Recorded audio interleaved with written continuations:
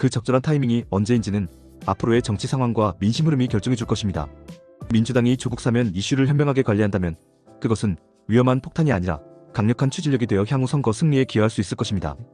반대로 잘못 다룬다면 자충수가 되어 돌이킬 수 없는 상처를 입을 수도 있다는 점을 명심해야 할 것입니다.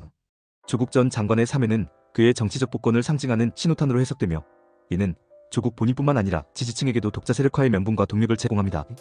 조국당이라 불리는 강성 지지층은 정의당 탈당파, 유튜브 SNS 기반의 진보 성향 시민들로 구성되어 있으며 이들은 민주당의 개혁 후퇴에 대한 실망을 바탕으로 독자 노선을 추구할 가능성이 높습니다. 이러한 흐름은 결국 이제 조국이 나설 때라는 명분으로 이어지며 대선 국면에서 조국의 출마 혹은 그와 가까운 세력의 독자 후보 출마로 귀결될 수 있습니다. 이 경우 1987년 대선에서 김대중, 김영삼 단일화 실패로 인해 노태우가 36.6%라는 낮은 득표율로 당선된 역사적 사례처럼 보수 후보가 적은 득표율로도 당선될 가능성이 높아집니다. 현재 대선에서 민주당이 승리하기 위해서는 최소 47에서 48%의 지지를 확보해야 하지만 조국당의 출현은 민주당의 핵심 지지층 일부를 흡수함으로써 지지율을 25%포인트가량 잠식할 수 있습니다. 이는 특히 2030 여성, 고학력 진보층, 민변 시민운동계 중심의 지지 기반에서 이탈이 발생할 수 있다는 점에서 위험합니다. 조국 본인이 대선 불출마를 선언한다 해도 그의 정치적 위상과 영향력을 감안하면 지지층이 독자적으로 후보를 내세울 가능성을 배제할 수 없습니다. 더불어 조국이 총선에서 개입하거나 민주당 공천 경쟁에 영향을 미칠 경우 당내 갈등이 표면화될 수 있고 이는 민주당의 전략적 통제력을 약화시키는 요소로 작용할 수 있습니다.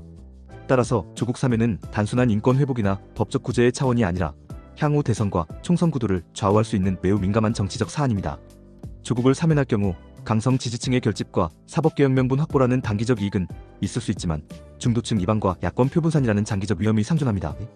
반면 사면하지 않는 선택은 중도층 확장과 당내 일관성 유지에 도움이 될 수 있지만 조국 지지층의 반발과 내부 불만을 자극할 수 있다는 점에서 정치적 부담이 따릅니다. 결국 민주당이 2030년 대선에서 정권 재창출을 이루기 위해서는 야권 단일화, 중도 확장, 내부 통합이라는 세 가지 요소를 모두 충족시켜야 하며 조국 사면은 이 셋을 동시에 위협할 수 있는 변수로 작용할 수 있습니다. 따라서 조국 사면은 대선 전략의 일환으로 신중하게 접근해야 하며 사면이 불가피하다고 판단될 경우에도 조국 측과의 명확한 정치적 합의, 특히 대선 불출마와 총선 개입 최소화에 대한 약속을 병행해야만 그 위험을 일부 상쇄할 수 있을 것입니다. 민주당은 지금 조국의 시간을 앞당길지 말지 고민할 때가 아니라 야권 전체의 시간을 놓치지 않기 위한 전략적 결정을 내려야 할 시점입니다. 당신의 생각을 댓글로 남겨주세요. 영상이 도움되셨다면 구독과 좋아요,